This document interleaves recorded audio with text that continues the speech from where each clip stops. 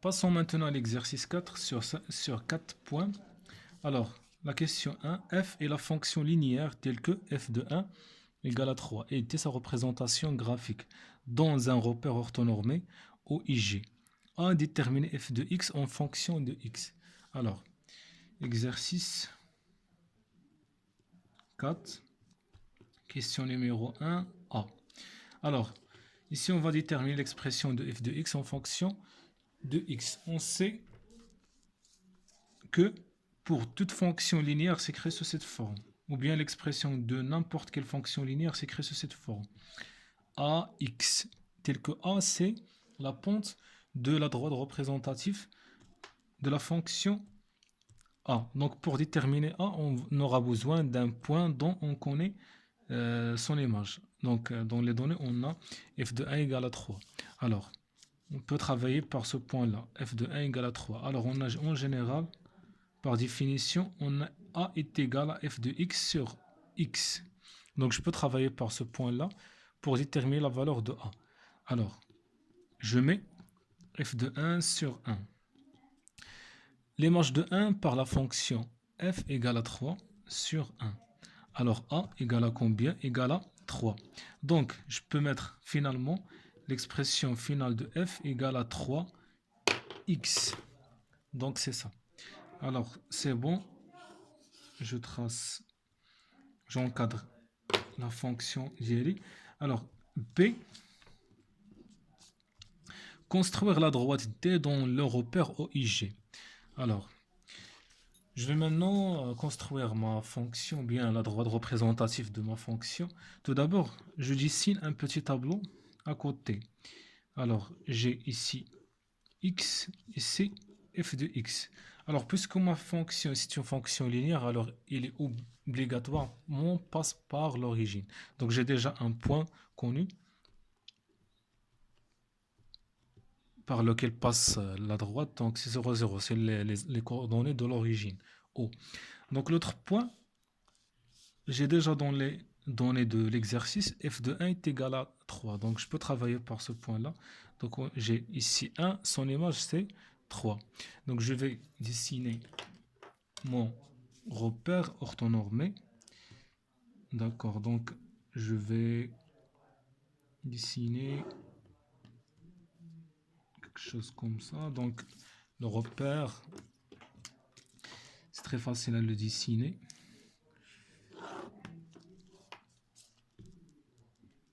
Donc, pourquoi j'ai mis une petite zone ici? Parce que je vais travailler seulement avec des valeurs positives. Alors, je mets les graduations. Alors, 1, 2, 3, 4, 5, etc. 6. Ici, 1, 2, 3, moins 1, moins 2, moins 3, 1, 2, 3, 4, 5, 6, etc. Donc, ça c'est concernant les valeurs de la 6. Alors, concernant les graduations de l'axe des ordonnées, j'ai ici 1, 2, 3, 4, 5, 6, etc. Et ici, 1, 2, 3. Moins 1, moins 2, moins 3. Je mets ici l'origine O et de vecteurs unitaires G, I, O, I, G. Alors, je mets mes points. Alors, le premier point, c'est le point de l'origine O dans les coordonnées 0, 0, pardon. L'autre point, c'est le point A, le point 1, 3. Donc, 1, son image, c'est 3. Alors, c'est comme ça. Je vais jusqu'à le point d'intersection avec 3. L'autre point, c'est ça. Alors, je vais dessiner ma droite. C'est cette forme, c'est la droite T, la droite représentative de la fonction f. D'accord? Donc, c'est bon. Passons maintenant à l'autre question. Alors, ça, c'est B. Alors, 2. G est la fonction affine. Ici, j'ai une fonction affine. Je vais travailler sur une fonction affine telle que G de moins 1, c'est l'image de moins 1 égale à moins 1. Et sa représentation graphique est la droite delta, passe par le point moins 2, moins 3. Alors, on va montrer que l'expression de la fonction affine g de x égale à g de x plus 1. Donc, qu'est-ce que je dois faire ici? Donc, pour A, donc en général, n'importe quelle fonction affine s'écrit sous cette forme. G de x égale à ax plus b. Donc, je dois tout d'abord définir ou bien exprimer A, ou bien déterminer la valeur de... Alors, l'expression de A, pour trouver la pente, ou bien ce coefficient A, j'aurai besoin de deux points dont je connais ces images. Pardon. Alors, j'ai dans les données de l'exercice, j'ai de moins 1 égale à moins 1. Et j'ai le point A dont les coordonnées moins 2, moins 3 appartient à la droite représentative de la fonction g. Donc, g de moins 2 égale à moins 3, tout simplement. X, et ça c'est son image. Donc, en général, j'ai A égale, je peux mettre en général g de x1 moins g de x2 sur x1 moins x2. Donc, j'ai un point et son image, et j'ai un autre point et son image. Donc, je vais mettre g de moins 1 moins g de moins 2 sur x1, c'est moins 1, moins x2, c'est moins 2. D'accord? Voilà, donc A égale à quoi? G de moins 1 égale à moins 1. G de moins 2, c'est moins 3. Voilà, entre parenthèses. Moins 1, moins 2. Pour qu'il soit lisible. Alors, je vais calculer maintenant. Alors, moins 1 plus 3 sur moins 1 plus 2. C'est 3 moins 1, c'est 2. Et de moins 1, c'est 1. Donc, A égale à 2. Donc, j'ai maintenant la valeur de A. Alors, cherchons maintenant la valeur de P. Donc, on a G de X égale à 2X plus P. Donc, pour trouver la valeur de P, on doit travailler par... on va utiliser l'un de ces deux points qui appartient à la droite représentative de la fonction f, ou bien g. Alors, on va travailler pour ce point-là. Donc, j'ai déjà g de moins 1 égale à 2 fois moins 1 plus p. Toujours pour trouver cette constante-là, on travaille par un point connu. Donc, g de moins 1, c'est déjà donné, égal à moins 1. Je vais la remplacer ici. Donc, 2 fois moins 1, c'est moins 2 plus p. Donc, j'ai un seul inconnu, c'est p. Donc, je vais remplacer ou bien déplacer moins 2 vers ce côté-là. Donc, 2 moins 1 égale à p. Alors, p égale à 1. Finalement,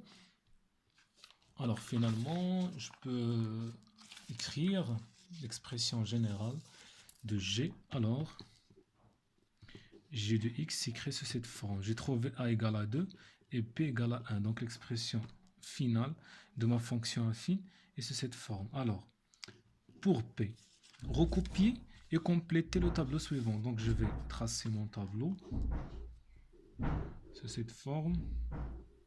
Alors, j'ai ici, je vais mettre x. Ici, j'ai de x.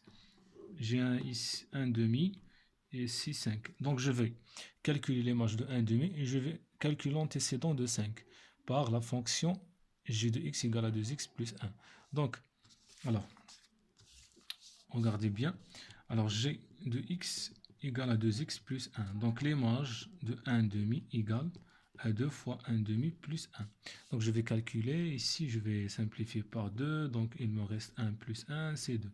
Donc, l'image de G1 de 1 demi, c'est 2. Je vais la mettre dans mon tableau. Alors, pour l'antécédent de 5, g de x, en général égale à 2x plus 1. Donc j'ai maintenant les manches. Je vais déterminer la valeur de x, c'est l'antécédent de 5. Alors 5 égale à 2x plus 1. Alors 5 moins 1 égale à 2x, c'est une équation simple égale à 4, 2x, alors x égale à 4 sur 2, alors x égale à 2. Donc je vais mettre ici l'antécédent de 5, c'est 2. Très bien, donc j'ai maintenant le tableau complet. Alors, concernant la question C, tracer la droite delta dans le même repère OIG. Alors, mon repère, déjà sur lequel j'ai travaillé, c'est celui-là. C'est celui-là. Alors, pour tracer la droite représentative de ma fonction G, je vais travailler par ce tableau-là, dans lequel j'ai deux points connus. Donc, j'ai 1,5, son image c'est 2, et j'ai 2, l'image de 2 c'est 5. Donc, j'ai un point dans les coordonnées 1,5, 2, et l'autre point, ou bien le deuxième point, dans les coordonnées de 5. Donc, je vais les positionner sur mon repère. Alors, le premier point, c'est 1,5. 1,5, son image, c'est 2. Alors, je vais aller jusqu'à 2. Donc, voilà, ici, le premier point. Le deuxième point, c'est 2, 5. Alors, j'ai 2 ici. Je vais aller jusqu'à 5. Jusqu'à 5. Alors, 5, c'est ici. Voilà. Maintenant, je vais relier mes deux points. Le premier est là et le deuxième, c'est ici. Voilà. Je vais passer par ce point-là. Donc, voilà, c'est la droite représentative de la droite delta. Parce qu'ils ont dit que sa représentation est delta. Donc, je vais le nommer delta. Alors, la dernière question.